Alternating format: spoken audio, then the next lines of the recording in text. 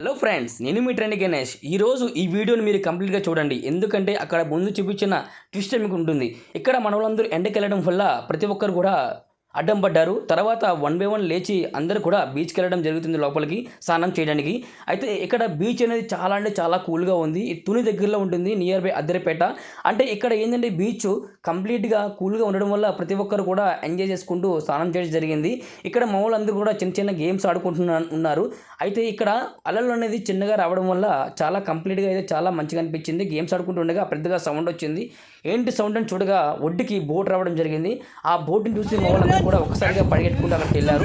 సరే, అక్కడ జరిగిన చిన్న ఎంటర్టైన్మెంట్ మీరు వినండి, చూడండి. Thank you so much.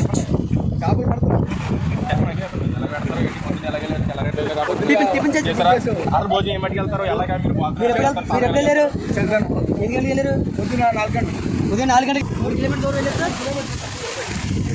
చూస్తున్నారు కదండి.